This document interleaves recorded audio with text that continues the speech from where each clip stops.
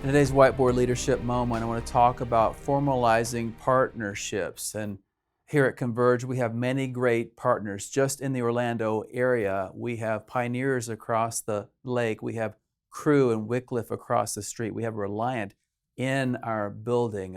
We also have the Timothy Initiative and many other organizations, Bethel University, Trinity, other places that we try to create partnerships to make sure that we can help each other accomplish the part of the Great Commission that God has asked us to do.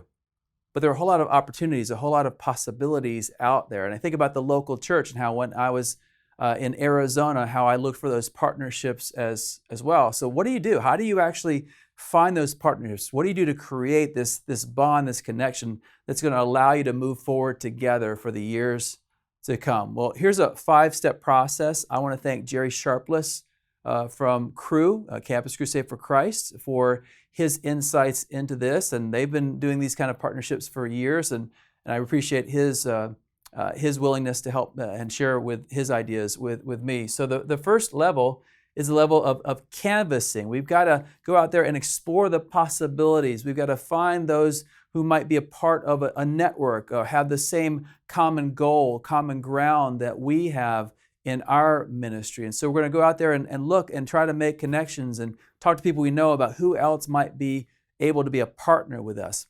Most often, the new partners will come from existing partner relationships. There's a networking side to things, but you go out there and you discover the potentials. The second level of partnership is to convene, to actually meet together and have conversation. For example, in a church merger, there are all sorts of questions you want to come and meet to see and ask, do we have the same vision? Do we have some of the same goals? Do we have some of the same practices? And so you want to discover the possibilities. When it comes to a community, you may find another denomination that's also evangelical that you want to work with the church from that denomination because you have some common ground and you may even have some common focuses in the area of people you're trying to reach with the gospel. The third level is to connect. It's great to talk about ministry and task, but ministry is built on trust. It's built on relationship. It's built on vulnerability. It's built on knowing each other. And so I would encourage you, the next step is to spend time together. Perhaps bring your staff teams together. Let them get to know each other. See if there's a possibility, if there's a chemistry, and if you guys can actually work together. So build a relationship. The level number 4 is to coordinate. The action is to do a test run. Try to do something together. We did this with a number of churches when I was in Arizona, and we did some test run things. We did Good Friday services. We did some community outreach things.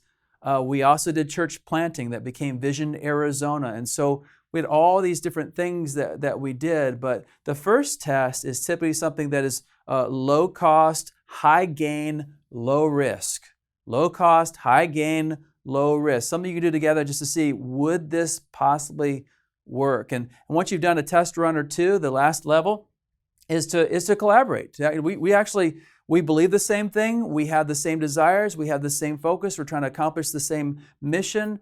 We have different parts in that, but we're better together. And so let's commit to that. There could be a memorandum of understanding, an MOU, or perhaps there's some other commitment. Put it on paper and talk about how you're going to work together. We've done this with our districts in Converge as well. And so there's just a really smart thing to create a covenant of some sort to talk about how we're going to interact with each other and then begin to work on plans together. We say this all the time in Converge. We are better together because the team will always outthink, outlast, and outperform the individual. So I hope you find great partnerships for you in your ministry.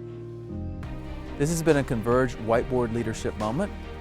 To learn more about Converge or to join us, check out converge.org.